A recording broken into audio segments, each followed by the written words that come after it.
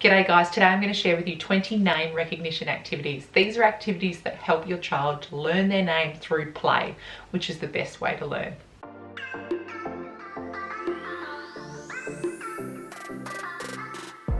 Often for kids, their name is the first word that they recognise, that they start to spell, and that they recognise the letters in it.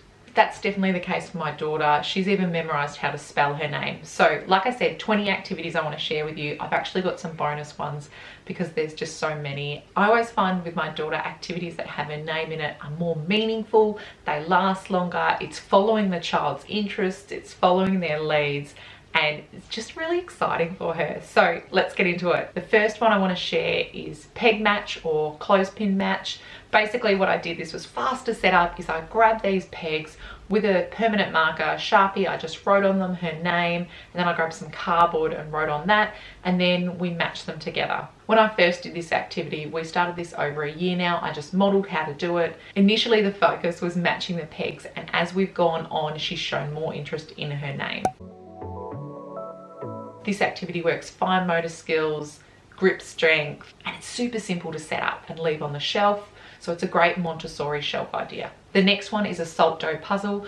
So when I made salt dough, I used these alphabet puzzle to imprint her name, so then she's got her own name. However, when I did this, I didn't put a baking tray on top to weigh it down. So as you can see here, there is a rise, but it still does work. We still use it as a puzzle. This is a great alternative than the personalized ones that are out. You can just DIY it at home. So I've got the salt dough recipe on the screen if you want to take a photo of that to save it for later.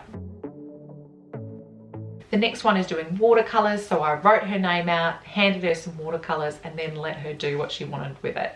She loves watercolors, so she's done little dashes. She's just colored in the whole letters. Watercolors are fantastic. My one big tip with watercolors is cover the black, or everything tends to go black. The fourth one is using Play-Doh, which is a fantastic for fine motor skills, such a great sensory activity. So using this alphabet puzzle, once again, I just imprinted it into the Play-Doh and then gave her some bright, colourful matchsticks and she poked them in. Look at how to squish down we had and it's ouch. Matchsticks are awesome for fine motor skills.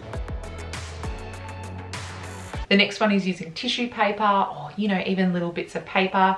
I had a little stash of this, wrote out her name again, and she used glue to stick it on. We've used this with Clag, where she's using the Clag brush to get it on, but I've also used it with Squirty Bottle. Next one is foam letters on the window. So with this activity, because it's upright, she's having to stand up, she's using more of her gross motor skills, using more of her core and her arms to squirt the squirty bottle and then put the foam letters on. The next one is using dot markers. We love dot markers. I'm actually thinking of doing a whole video on activities with dot markers because it's just fantastic for independent play. So with this one, I wrote her name out and she used the dot marker to dot her letters. Number 8 is find my name. So using post-it notes, I wrote her name on them and then I post them around the house and she runs and gets them and then puts them on the wall. I'm just using the post-it notes brand. This is not sponsored, but I just find that I can reuse them. So I've got the same stack and I just keep it in a kitchen drawer for when I need it. Number 9 is fill in my name. So I've written her name multiple times on this butcher's paper. I fixed it to the wall with painter's tape, and then once again with post-it notes, I've left blanks. So she grabs a post-it note and puts that letter in. This is a more advanced activity, but it's still really fun. S-O. It's missing the P. The next one is name stickers. So here I've written her name out on a piece of paper and just written lines down, and then on stickers I've written the letters of her name, and then she's going to match them. Any activities with stickers are fine motor activities, and stickers are inexpensive, so you'll see them a lot in my activities. I just love them, my daughter loves them, and so following her lead, we do lots of sticker activities. The next one is doing a giant painting. I wrote her name in bubble letters and then she painted them. Number 12 is circle my name. So I wrote her name, her brother's name, mum and dad all on this page, and she started off by circling her name, and then she circled mum, and then she circled dad, then she circled her brother. An easier option with this is to keep their name in a particular colour. So mum was a particular colour. If you want to make it harder, then just do it all in black and take out that colour matching component. Number 13 we have done multiple times, and that's stickers on the name. So once again in the road trip video I did it, So I've got stickers here and she just matches it to her name. Number 13 is fishing for letters using this Duplo, getting out with the fishing net, putting it here on the towel, and then going back. When we first started doing this, we just did it with letters from her name, and now we've added some more. This is from the Duplo set with the truck. Skills being developed with an activity like this is hand-eye coordination with scooping, as well as crossing the midline. If you're crossing the midline, you're using both sides of your brain. Scoopy dot with my scooper. Number 15 is wipe and write. I bought these letters. I've got lowercase, uppercase, and I've got the numbers. The store that I bought it from is now shutting down, but they had a 50% sale over a year ago, and I just went to town and bought these. I just set this up on the Klipski tray with a whiteboard marker and a tissue, and she writes on it and wipes it out. Number 16 is using a white crayon and watercolors. So I wrote her name, and then using the watercolors, she discovered her name. Number 17 is block names. So using tape, it was tricky to do the S, but I wrote it on the floor, and using blocks, she covered in each letter. So these blocks I hacked in a Kmart video. I'll link it here for you. What letter did you just do? Oh. Hey, all right. Shall I do the P? Yeah. And then I will do the, and then I do I, and I will do the A. We've also done this with Lego, as well as just animal figurines to cover it in. If you've got counters, so if you've got the bear counters or the insect counters, then give that a go.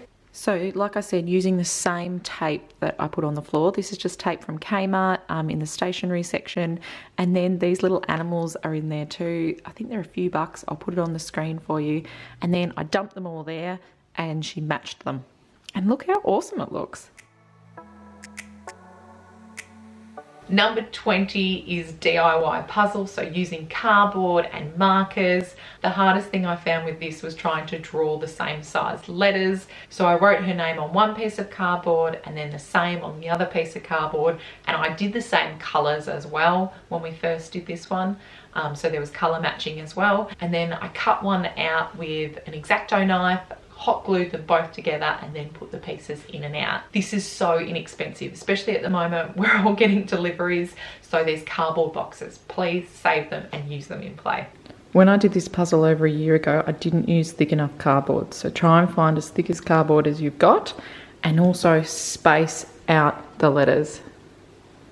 Make sure there's a good gap between them. Last time I did the H and the I too close together, and it just broke because it was thin cardboard.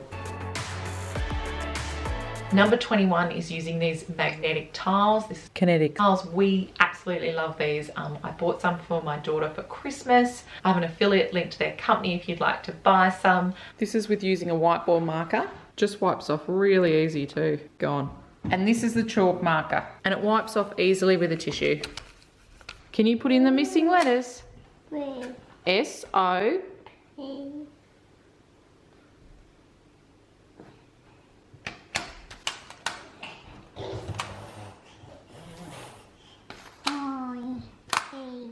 Can you find the letters to your name?